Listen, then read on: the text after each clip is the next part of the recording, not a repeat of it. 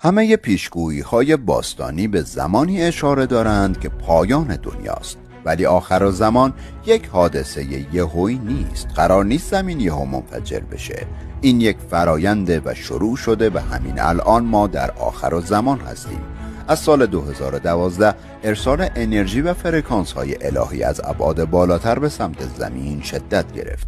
این یعنی پایان عصر و آگاهی قدیم و آغاز یک آگاهی و عصر جدید، شروع عصر آکواریوس. فرکانس داره بالا میره و زمین به بعدی بالاتر منتقل میشه. کسانی هم که از این تغییرات آگاه هستن و خودشون رو همسو میکنن دارن به بعدی بالاتر میرن. این رو حتی فیزیکی دارید حس میکنید. تغییرات در خواب، در رژیم غذایی، در تمایلات، در ارتباطات، سرعت بی سابقه زمان، علاقت به معنویت بیشتر شده، اعداد جفت زیاد میبینید. خیلی از نقاب ها داره برداشته میشه چون نور بیشتر شده. وقتی نور میتابه تاریکی آشکار میشه.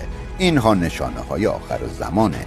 کشتی داره مسافر میگیره و مقصدش هم زمین جدیده. وقت هم کمه. تو خیلی روح خوش اقبالی هستی که توی این زمان روی سیاره زمین هستی. فقط برای این سفر باید پاک بشی. چطوری؟ با رها کردن خشم و کینه و ترس و بخشش و عشق به خودت و همه. برای سفر آماده ای؟ پس کامنت کن من مسافر زمین جدید هستم.